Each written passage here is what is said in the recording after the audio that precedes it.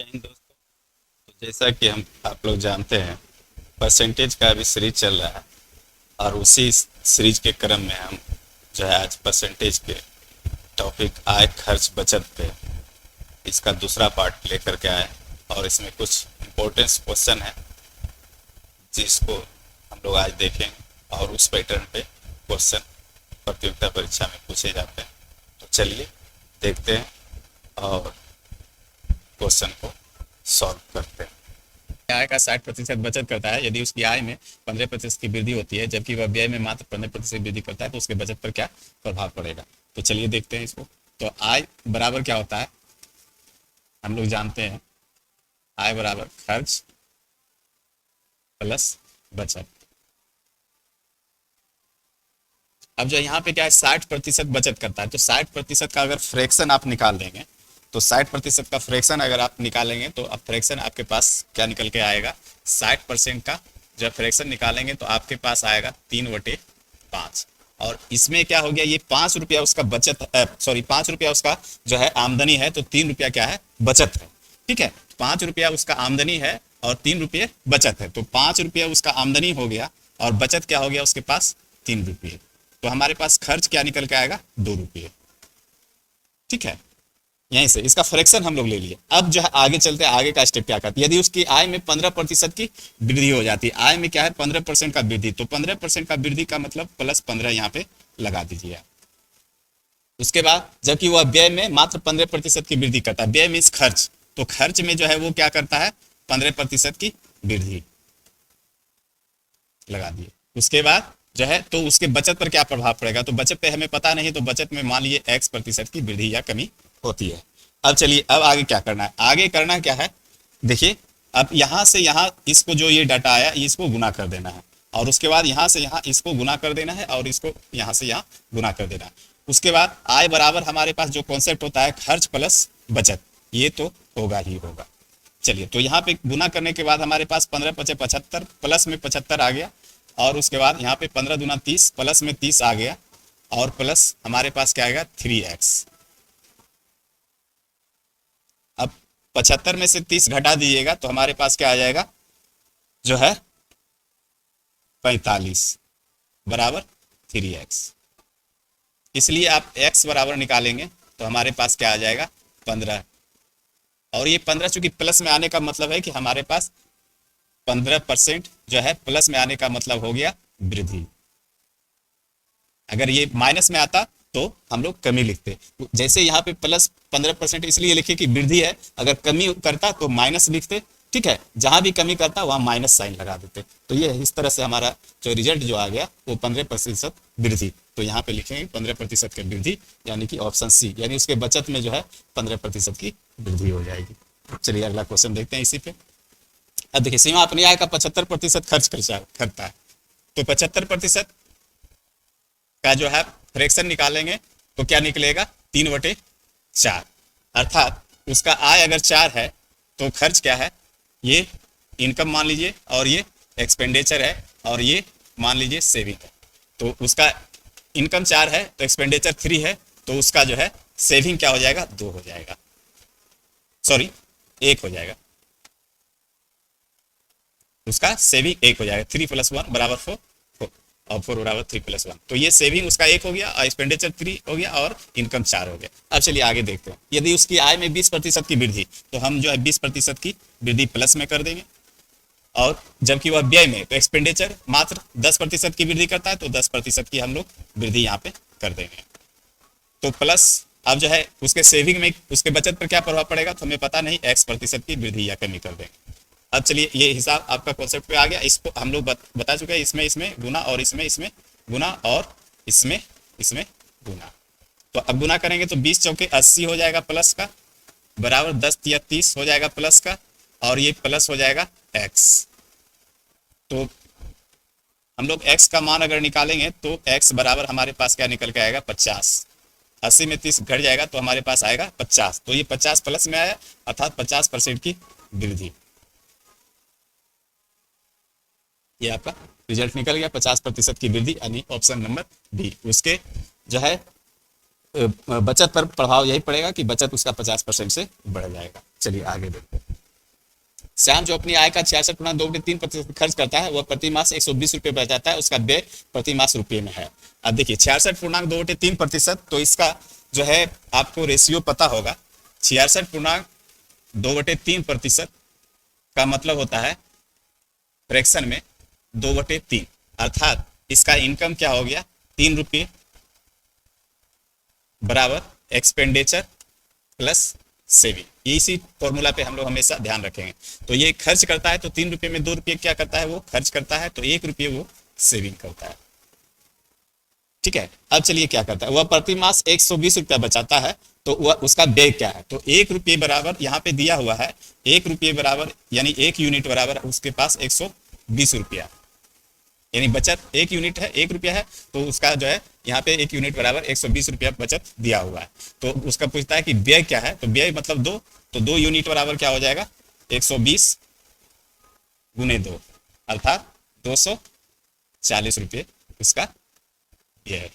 यही आपका रिजल्ट हो गया, ऑप्शन नंबर सी। चलिए अगला क्वेश्चन देखिए।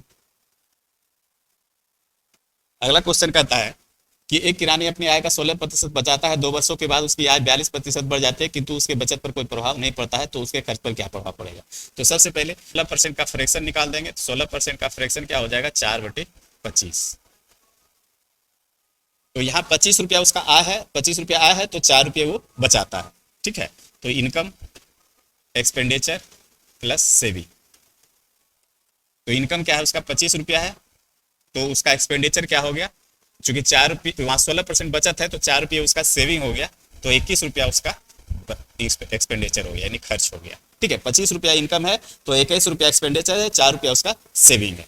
अब चलिए उसकी आय में 42% वृद्धि हो जाती है, तो आय में जो है 42% का वृद्धि कर दीजिए, प्लस 42, और एक्सपेंडिचर में उसके खर्च पे क्या प्रभाव, इसको आपको पूछ रहा है, इसका मान आपको निकालना है। तो पता नहीं X% का वृद्धि या कमी, और जो है उसके सेविंग बचत, किंतु उसके बचत पर कोई प्रभाव नहीं पड़ा, अर्थात जो है बचत अगर उसका आय तो 42% से बढ़ गया, लेकिन उसका जो है बचत पे जो है कोई प्रभाव नहीं पड़ा, यानी कि बचत 0 हो गया, बचत 0 रह गया। ठीक है, तो अब चलिए आगे चलते हैं। तो 25 गुने 42 कर दीजिए, तो ये हो जाएगा आपके 25 गुना 50 के 0, बाकी में 5, 25 चौके 100, 105, यानी कि 1050 बराबर क्या हो जाएगा, 21x, 21 को x से गुना किए 21x होगा, 4 को 0 से गुना करेंगे तो आपके पास 0 आ जाएगा।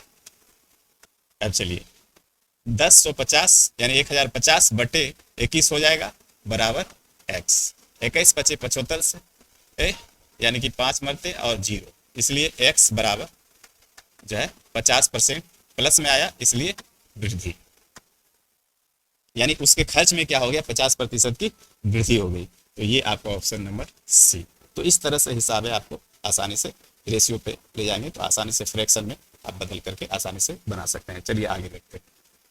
किशन की आय मासिक, किशन की मासिक आय रवि की मासिक आय से 25% अधिक है, रवि की मासिक आय सूरज की मासिक आय से 75% कम है। यदि किशन और सूरज की मासिक आय में 26,125 रुपये का अंतर हो तो रवि की मासिक आय क्या है। चलिए अच्छा क्वेश्चन है, इसको भी हम लोग देखते हैं। थोड़ा सा इसको मिनिमाइज कर लेते हैं हम लोग जगह के लिए। चलिए देखते हैं। किशन की मासिक आय रवि की मासिक आय से, तो किशन बटे रवि हम लोग निकालते हैं। तो किशन बटे रवि, अगर रवि 100 है तो किशन क्या हो जाएगा, 125 हो जाएगा। 25 पचे 25 से 25 चौके 100, अर्थात 5/4। उसी तरह से फिर क्या हो जाएगा, रवि की मासिक आय सूरज से, तो रवि बटे सूरज, तो इस सूरज अगर 100 है तो रवि क्या हो जाएगा 25, 75% कम है, इसका मतलब 25, तो 25 चौके 100 अर्थात 1/4। देखिए इसको आप फ्रैक्शन से भी बना सकते हैं। 25% अधिक होने का मतलब है रवि बटे यहाँ पे, सॉरी यहाँ पे हम लोग निकालेंगे क्या, किशन बटे रवि। तो फ्रैक्शन में क्या है 25% अधिक, 25% का फ्रैक्शन जो निकालेंगे वो क्या हो जाएगा 1/4, और ये क्या है अधिक है तो 4 1 5/4, तो यहाँ से भी चीजें वही निकल के आएगा 5/4। देखिए यहाँ से भी ये चीजें निकल के आया। उसी तरह से क्या है, उसके बाद है रवि की मासिक आय सूरज की मासिक आय से 75% अधिक है। तो जिससे कंपेरिजन करे, से जहां लगेगा सूरज की मासिक आय से, उसी तरह से रवि की मासिक आय से जो भी आवे, ये पहले के कॉन्सेप्ट में हम बता चुके हैं, तो से जहां भी आवे वो हमेशा नीचे रहेगा। तो यहाँ रवि बटे क्या हो जाएगा, सूरज। तो रवि बटे सूरज जब होगा तो ये क्या हो जाएगा, फ्रैक्शन 75% कम है, तो 75% का फ्रैक्शन जो होता है वो होता है 3/4।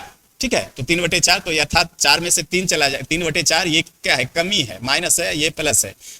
ठीक है, तो 4 में से 3 जाएगा अर्थात 1/4। तो यहां से भी देखिए 1/4 और यहां भी 1/4। तो इस तरह से हम लोग फ्रैक्शन से भी आप जो है रेशियो निकाल सकते हैं। चलिए अब आगे देखते हैं। अब जो है हम लोग को क्या है, किशन रवि और सूरज का जो है रेशियो निकालना है। तो यहाँ पे सबसे पहले देखिए रवि दोनों जगह है, रवि दोनों जगह है, तो रवि को जो है हम लोग बैलेंस करेंगे। तो रवि को बैलेंस करने के लिए यहाँ पे क्या है, यहाँ पे 1/4 है और यहाँ 5/4 है। तो रवि का मान यहाँ 4 है और यहाँ क्या है, 1 है। तो इस कारण से हम लोग जो है यहाँ दोनों जगह बैलेंस करने के लिए हम लोग क्या करेंगे, यहाँ पे 1 और 4 का एलसीएम लेंगे तो 4 हो जाएगा। तो यहाँ 4 से दोनों जगह ऊपर नीचे गुना कर देंगे। ये तो 4 हो है ही, तो 4/16 अर्थात हमारे पास फ्रैक्शन निकल के क्या आया, किशन रवि और सूरज का फ्रैक्शन जो निकल फ्रैक्शन करते हैं अनुपात, किशन रवि और सूरज का अनुपात जो निकल के आया हमारे पास, क्या निकल के आया, 5:4:16। 5:4:16 निकल करके आया। ठीक है, अब चलिए अब क्या करना है, तो यदि किशन और सूरज की मासिक आय में, तो किशन और सूरज, देखिए किशन और सूरज यहाँ पे है, दोनों की मासिक आय का अंतर दिया हुआ है, तो 16 - 5 अर्थात 11 यूनिट। तो 11 यूनिट का मान दिया हुआ है 26,125।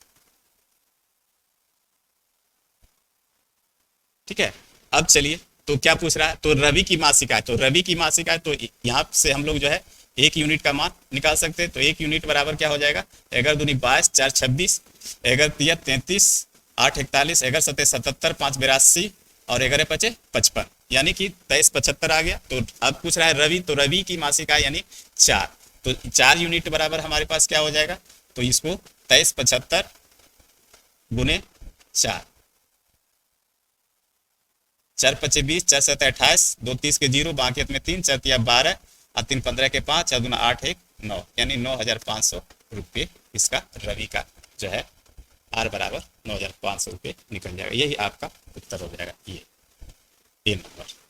तो इस तरह से हम लोग रेशियो पर ले जाकर के हिसाब को आसानी से बनाते हैं। चलिए अगला क्वेश्चन, नरेश की मासिक आय रघु की अपेक्षा 30% अधिक है, रघु की मासिक आय विशाल की अपेक्षा 20% कम है। यदि नरेश और विशाल की मासिक आय के बीच का अंतर 800 रुपये, रघु की मासिक आय क्या है। देखिए सेम क्वेश्चन है पहले के जैसा ही। अब चलिए हम इसको फ्रैक्शन पे ले जाकर के बनाते हैं। तो नरेश की मासिक आय रघु की अपेक्षा, तो रघु की अपेक्षा, तो रघु से कर रहा है कंपेरिजन, तो नरेश बटे रघु 30% अधिक। 30% का फ्रैक्शन जब बनाइएगा तो 3/10 निकलेगा। 3/10, ये 3/10 क्या है, प्लस में है, तो इसलिए 10 3 13, 13/10 इसका फ्रैक्शन निकलेगा। ठीक है, इसका जो फ्रैक्शन निकलेगा 13/10, क्योंकि 30% अधिक है तो 30% का फ्रैक्शन 3/10, तो अधिक 10 3 13। अब चलिए रघु की मासिक आय विशाल की अपेक्षा 20% अधिक है, तो विशाल की अपेक्षा, तो रघु बटे विशाल, तो कितना है, क्या है, 20% कम है, तो 20% का फ्रैक्शन होगा 20 25 100।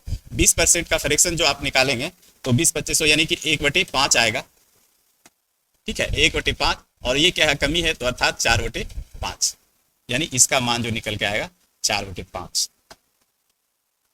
चलिए अब यहाँ पे देखते हैं रघु, आर मीन्स रघु, हाँ रघु 4 है और यहाँ पे 10 है, तो ये दोनों को आपको बैलेंस करना होगा। रघु का मान दोनों जगह बैलेंस करने के लिए 4 10 का आप एलसीएम ले लीजिए। तो 4 10 का एलसीएम क्या होगा, 20 होगा, तो यहाँ 5 से गुना करना पड़ेगा, यहाँ 5 से गुना करना पड़ेगा ऊपर नीचे, तो ये 20 बटे क्या हो जाएगा, 25 हो जाएगा। और यहाँ 20 बनाने के लिए हमको 2 से गुना करना पड़ेगा, यहाँ 2 से गुना करना पड़ेगा, तो ये हमारे पास क्या आ जाएगा, 26/20। अब जो है हमारे पास नरेश रघु और विशाल का रेशियो पता आगे हो गया। क्या हो गया, नरेश रघु और विशाल का रेशियो हमारे पास निकल के आ गया 26:20:25। अब जो है चलिए क्या कहता है आगे, नरेश और विशाल की मासिक आय के बीच का अंतर, तो नरेश और विशाल, तो नरेश और विशाल ये हो गया, तो नरेश और विशाल के बीच का अंतर दिया हुआ है 26 माइनस 25 बराबर 1 यूनिट। 1 यूनिट का मान दिया हुआ है 800। अब क्या पूछ रहा है, तो पूछ रहा है कि जो है रघु की मासिका है, तो रघु में जो हो गया 20, तो 20 यूनिट का मान आपको निकालना है। तो 20 यूनिट 800 गुने 20 यानी कि 8 दूनी 16 पर 3 जीरो, यानी 16,000 रुपये ये रघु की मासिका निकल गया। 16,000 रुपये जो है रघु की मासिका है। तो आप देखिए ऑप्शन नंबर बी। तो इस तरह से आप जब फ्रैक्शन से भी हिसाब को बना सकते हैं। चलिए, गीता अपने वेतन का 40% भोजन पर, 20% मकान किराए पर, 10% मनोरंजन पर तथा 10% परिवहन पर व्यय की। यदि माह के अंत में उसकी बचत 1500 रुपये तो उसका मासिक वेतन क्या है। देखिए यहाँ पे भी जो है शेष का कोई झमेला नहीं है, यहाँ भी जो है फ्लैट में वो खर्च कर रही है, ठीक है, जो भी कर रही है। तो यहाँ पे सीधी सी सबसे पहले 100 मान करके उसको जो है टोटल जो भी है उसका खर्च वो निकाल देंगे परसेंटेज। तो ये क्या है 40%, 20% और 10%, ये निकल जाएगा। तो अब 100 में से 40 20 60 10 70% निकल गया, ठीक है, नहीं 80% होगा, 10 10 जो जगह है 10% प्लस 10%, 100 माइनस 80 बराबर 20%। तो 20% के बराबर दिया हुआ है क्या है 1500 रुपया बचत करता है। तो चूंकि 20% बराबर आपके पास दिया हुआ है कितना 1500, इसलिए उसका कुल वेतन 100% बराबर। तो ये 1500 गुने 100 बटे 20, 275 150 अर्थात 7,500 रुपये, 7,500 रुपये उसका कुल वेतन, जो कि ऑप्शन नंबर ए। चलिए अगला क्वेश्चन देखते हैं। एक थोक व्यापारी अपने पूंजी का 50% अपने स्टाफ के वेतन पर तथा पूंजी का 33.3 वस्तुओं की खरीद पर व्यय करता है। यदि उसके पास 6,000 रुपये नगद बचे हो तो उसकी पूंजी क्या है। देखिए ये भी जो है सीधा सीधी है, फ्लैट परसेंटेज दिया हुआ है, तो इसको जो भी है उसको वैसे कर देंगे।